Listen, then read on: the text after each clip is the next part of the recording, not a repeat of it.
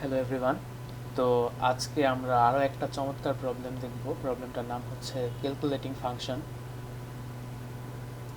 তো এই প্রবলেমটাতে আমাদেরকে ফার্স্টে কি বলে, for a positive integer N let's define a function F, যেখানে এফ ফাংশনটা হচ্ছে -1 +2 -3 এরকমভাবে এন পর্যন্ত। অর্থাৎ ফার্স্টের সংখ্যাটা মাইনাস, সেকেন্ড সংখ্যাটা প্লাস, থার্ড সংখ্যাটা মাইনাস, এভাবে চলতে থাকবে। Your task is to calculate for a given integer N, অর্থাৎ আমাদের এটার সাম ভ্যালুটা বের করতে হবে। আমাদের ইনপুট হিসেবে নিতে হবে পজিটিভ ইন্টিজার এন, এবং এখানে আমাদের দেওয়া আছে রেঞ্জটা হচ্ছে 1 থেকে 10⁻15 পর্যন্ত, অর্থাৎ আমাদের এখানে একটা লং লং ইন্টিজার নিতে হবে, যেহেতু ইন্টিজারের রেঞ্জ হচ্ছে 10⁻9 পর্যন্ত। 10⁻15 পর্যন্ত যেতে হলে আমাদেরকে লং লং ইন্টিজার নিতে হবে। অ্যান্ড এখানে আমাদেরকে দুইটা এক্সাম্পল দেওয়া আছে।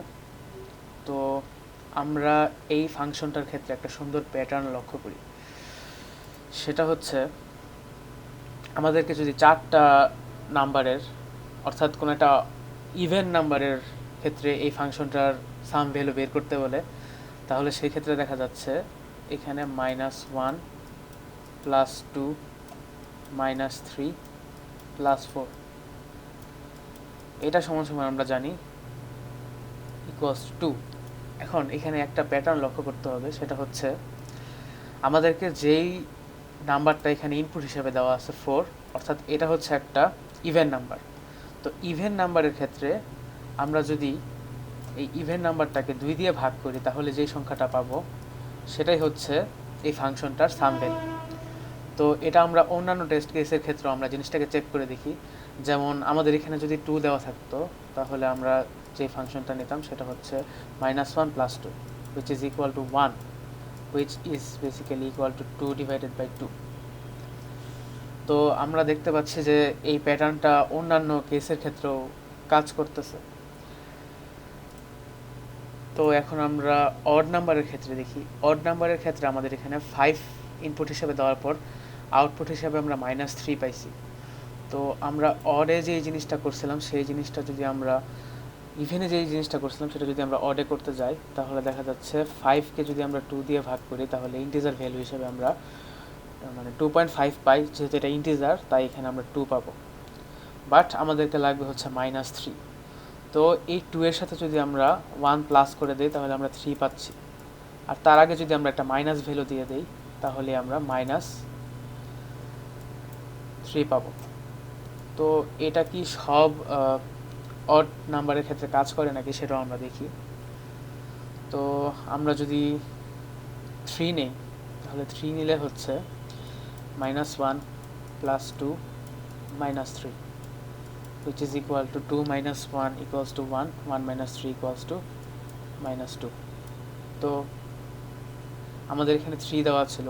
তো আমরা যদি জিনিসটা দেখি যে 3 ডিভাইডেড বাই 2, যেটার ইন্টিজার ভ্যালু হচ্ছে 1, সেটার সাথে যদি আমরা 1 যোগ করি, তাহলে আমাদের দাঁড়াচ্ছে -2। অর্থাৎ এই 3 কেসটার ক্ষেত্রেও এই আমাদের এই প্যাটার্নটা কাজ করতেছে। তো এই জিনিসটা আমরা কোডে কিভাবে অ্যাপ্রোচ করতে পারি সেটা দেখে আসি।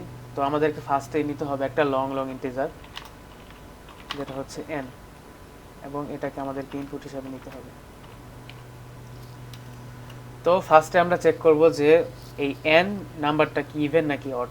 সেটা চেক করার জন্য আমাদের একটা n কে যদি 2 দিয়ে ভাগ করার পর যদি ভাগশেষ 0 হয়, তাহলে সেই নাম্বারটা হচ্ছে ইভেন। যদি নাম্বারটা ইভেন হয়, তাহলে আমরা যে কাজটা করব সেটা হচ্ছে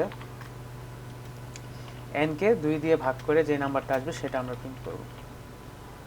তো এটা যদি একটা অড নাম্বার হয়, তাহলে সেই ক্ষেত্রে কি হবে, n কে 2 দিয়ে ভাগ করার পর ভাগশেষ হিসেবে আমরা 0 পাবো না, অর্থাৎ নট ইকুয়ালস টু 0। এবং এখানে আমাদেরকে এলস ইফ নিতে হবে।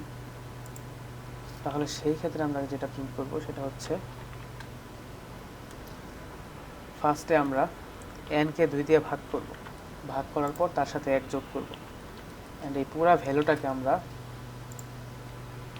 ভ্যালুটার আগে আমরা একটা মাইনাস সাইন নিয়ে আসবো।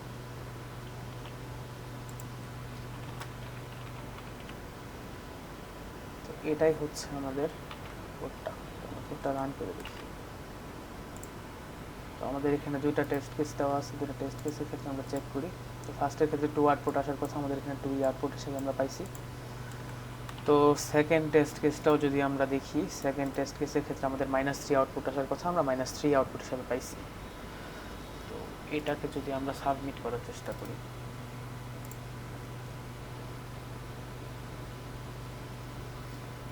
তাহলে দেখা যাচ্ছে যে আমাদের কোডটা অ্যাকসেপ্টেড হয়েছে, অর্থাৎ আমাদের কোডটা কাজ করতেছে।